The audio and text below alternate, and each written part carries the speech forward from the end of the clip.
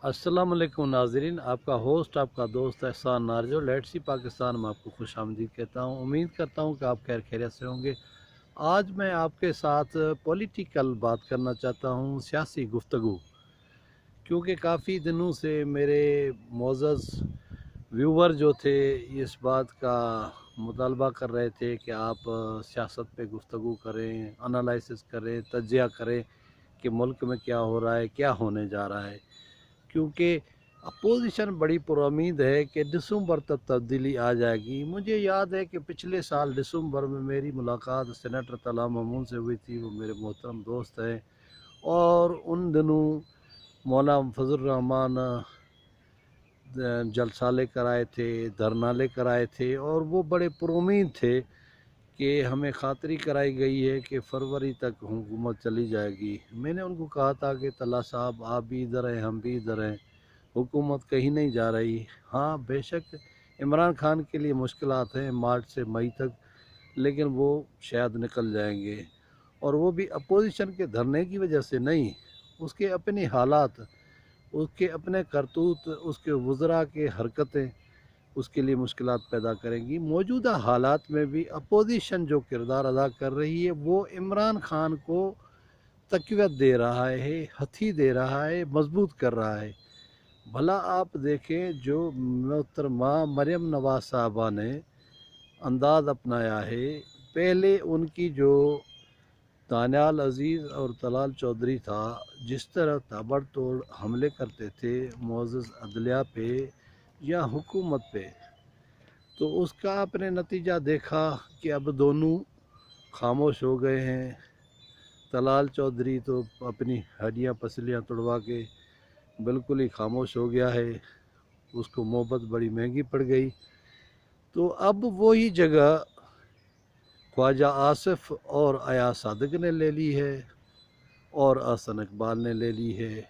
मुझे बड़ी हैरत हुई है कि ख्वाजा आसिफ जो वज़ीर दिफा रहे हैं, मुख्तलिफ़ वक्तों पे वफाकी वज़ीर रहे हैं, और अयाज सादिक जो स्पीकर कौमी असम्बली रहे हैं, उनकी मुँह से इस तरह की बातें या फिर इस तरह के इल्ज़ामात लगाना मुझे तो कोई बहुत बड़ी गहरी साजिश लगती है।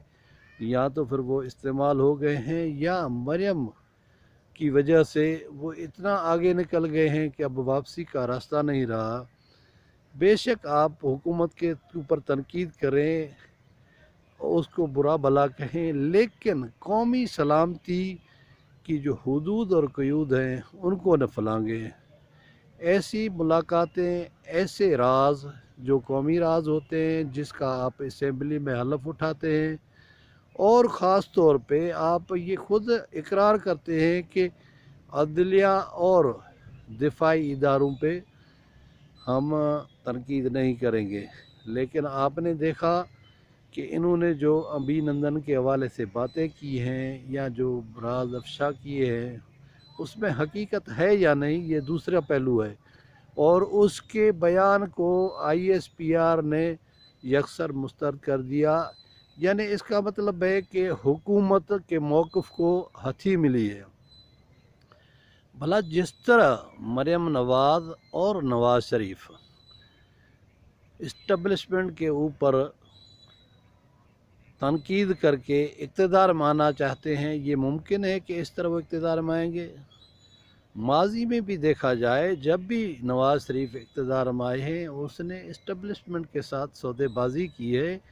वो ख़ुद पैदावार ही इस्टबलिशमेंट के हैं। जनरल ज़िया-उल हक़ के दौर में उनको तैयार किया गया, पाला गया, पोसा गया, और वो 3 बार वज़ीर आज़म रहे। लेकिन क्या ये हकीकत है कि ये इक़्तिदार से जब अलहदा होते हैं तो सब कुछ भूल जाते हैं? मुल्की इदारों के ख़िलाफ़ फर्जा सराई, मुल्की राज अफ़शा करना और दूसरों के लिए खेलना इनका वतीरा बन जाता है। मौजूदा हालात में पाकिस्तान जहां CPEC बन रहा है और CPEC के ख़िलाफ़ भारत है, अमेरिका है, इसराइल है, ये एक ऐसा शारा है जो अगर बन जाता है और ये रवां दवां हो जाता है तो पाकिस्तान की न सिर्फ इक़्तिसादी हालत बेहतर हो जाएगी, लेकिन पाकिस्तान में रोज़गार के वाफिर मकदार में मौके मौजूद होंगे। अब सियासत जूं जूं सर्दी बढ़ रही है त्यों त्यों सियासत में तेज़ी आ रही है। आप देखें कि मोहतरमा मरियम नवाज़ कोयटा में बलोची ड्रेस पहनकर बलोचों से हमदर्दी करने गई। मुझे आप ये बताएं कि मरियम नवाज़ जब नवाज़ शरीफ इक़्तिदार में थे तो कितनी बार कोयटा गई और वहाँ के जो मिसिंग पर्सन्स थे उनके साथ उसने हमदर्दी का इजहार किया।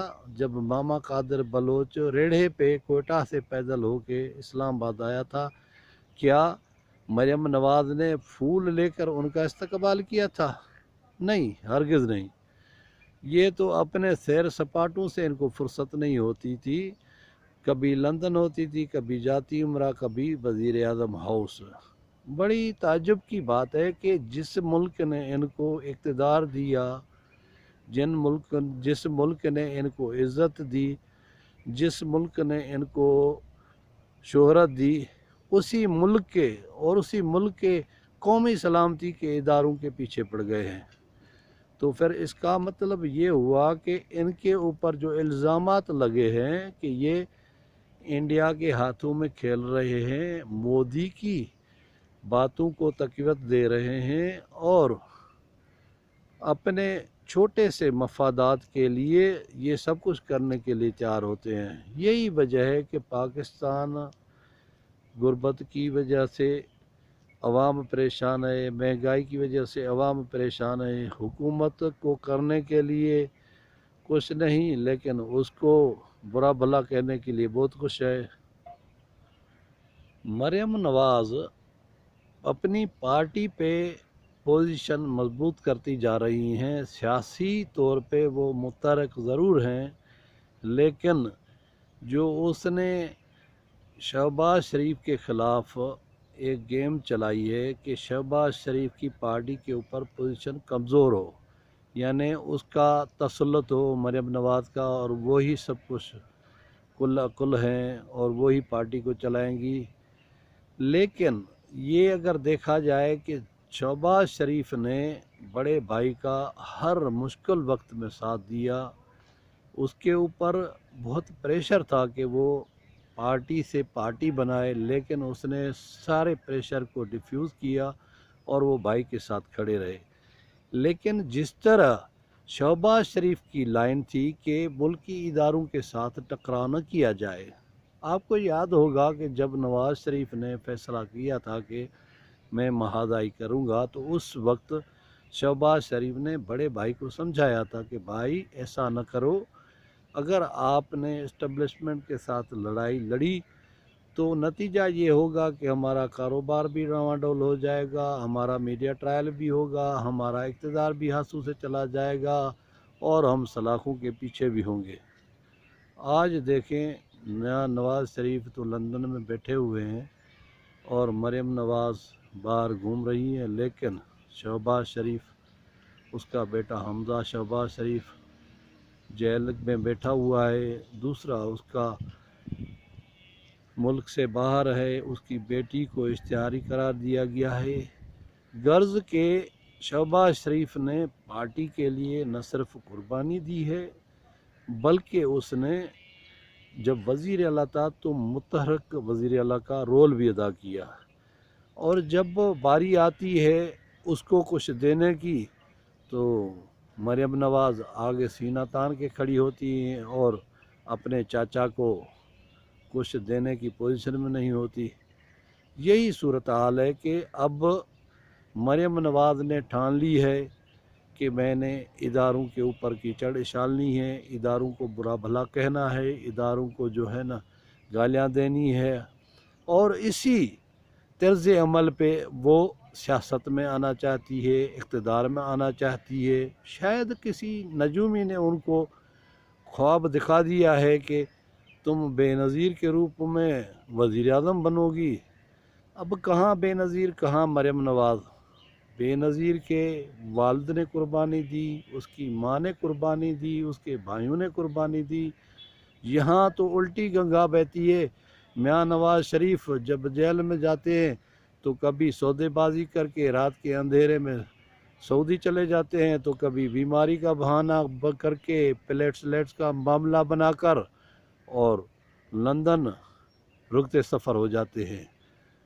तो यही वजह है कि अवाम भूले बसरे नहीं, अवाम को सब कुछ नज़र आ रहा है कि कौन सच्चा है, कौन झूठा है, कौन उनके साथ हमदर्द है, कौन नहीं है।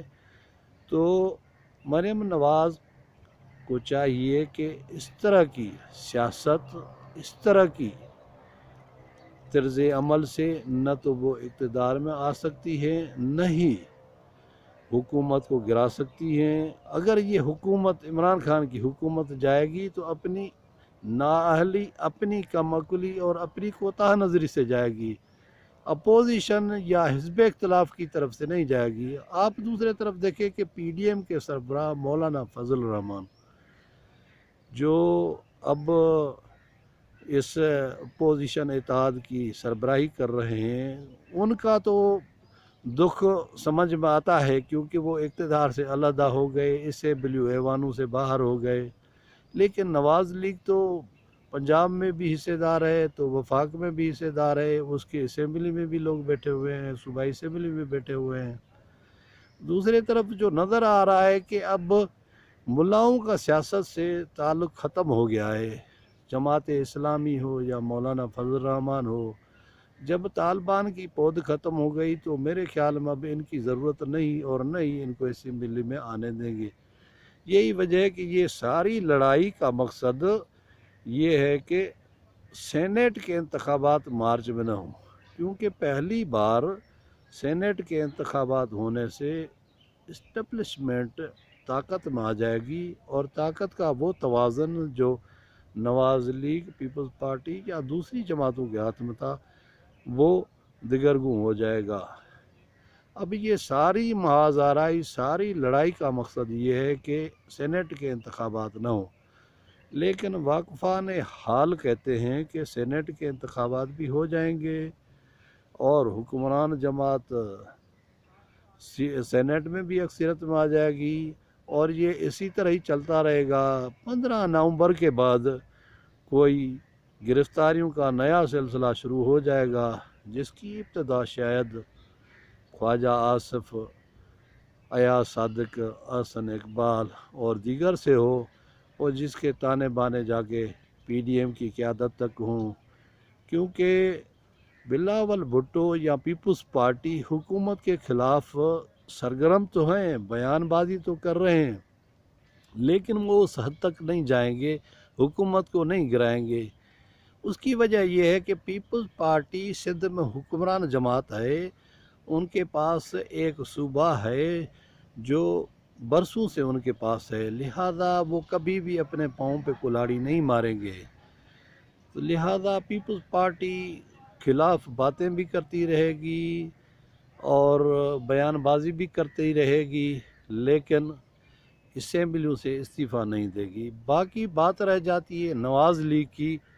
तो नवाज़ लीग ने जो तुरय अख्तियार किया है, जो तरीक़ा अख्तियार किया है कि कौमी इदारों को, कौमी सलामती के इदारों को गालियाँ दो और वो आलमी इस्टेब्लिशमेंट जो पाकिस्तान को कमज़ोर करना चाहती है, जो पाकिस्तान को यानी खलफशार का शिकार देखना चाहती है, उसको राज़ी करने के लिए ये सब कुछ कर रहे हैं। कहा यह जाता है कि काफ़ी अरसे से ये थ्योरी चल रही थी परवेज़ मुशर्रफ के दौर से कि -3 फार्मूला, जिसमें अल्ताफ़ हुसैन शामिल था, आसिफ जरदारी शामिल था और नवाज़ शरीफ शामिल था। लेकिन अब वो आपने देखा कि कायदे लंदन के ऊपर पाबंदी लग गई है। अब ये आवाज़ें उठना शुरू हो गई हैं कि नवाज़ शरीफ के ऊपर भी पाबंदी लगा दो ताकि उसका सियासत में रोल न हो। जिस तरह उसने बातें की हैं, जिस तरह उसने कौमी राज अफशा किए हैं, जरदारी की सेहत उसका साथ नहीं दे रही। अमली तौर पर वो सियासत से ऐसे समझे जैसे आउट हो गया है। बाकी नवाज़ शरीफ के बारे में ये कहा जा सकता है कि शायद उसके ऊपर पाबंदी लग जाए। कुछ तज्ज़िया निगारों का कहना है कि ISPR की بریفنگ یا پریس کانفرنس میں نواز شریف کا ذکر تک نہیں تھا، لیکن میرے خیال میں پس پردہ اس پہ ضرور کام ہو رہا ہوگا، کیونکہ باغ ڈور نواز شریف ہی ہلا رہے ہیں اور فرنٹ پہ مریم نواز بریگیڈ مقابلہ کر رہی ہے، تابڑ توڑ حملے کر رہی ہے۔ یہ نانی قومی اداروں کے خلاف ہاتھ دھو کے پڑ گئی ہے۔ اب دیکھنا یہ ہے کہ کیپٹن صفدر کی گرفتاری کے اوپر اٹھنے والا طوفان کیا رخ اختیار کرتا ہے، یا پھر ایاز صادق اور خواجہ آصف نے جو بچگانہ حرکت کی ہے اس کے کیا نتائج نکلتے ہیں۔ کہا یہ جا سکتا ہے کہ اپوزیشن اس خوش فہمی میں ہے کہ حکومت دسمبر تک ختم ہو جائے گی، لیکن ہمیں لگتا ہے کہ حکومت کہیں نہیں جا رہی۔ اپوزیشن بہرحال جیلوں میں ضرور چلی جائے گی۔ جس نے جتنا سخت موقف اپنایا وہ سب سے پہلے جیل جائے گا۔ باقی سینیٹ بھی یہی ہے، قومی اسمبلی یہی ہے، صوبائی اسمبلیاں بھی موجود ہیں، اور انتخابات سینیٹ کے سر پہ ہیں۔ یہ ساری گیم ان انتخابات کو ثبوت آج ہونے کے لیے ہے، لیکن اس بار بھی ہمیں یہ قوی امید ہے کہ عالمی سازش پاکستان کو کمزور کرنے میں ناکام ہوگی۔ ہمارے ادارے اور ہمارے قومی سلامتی سے جڑے ادارے اپنا قوی رول ادا کریں گے۔ امید ہے ناظرین آپ کو یہ میرا ولاگ پسند آیا ہوگا۔ اگر آپ کو یہ میرا ولاگ پسند آئے تو اس ویڈیو کو شیئر کریں، سبسکرائب کریں۔ آپ سے کسی اور ویڈیو، کسی اور مقام کی سیر یا کسی اور سیاسی تجزیے کے ساتھ آپ سے دوبارہ ملاقات ہوگی۔ تب تک مجھے دے اجازت۔ خدا حافظ۔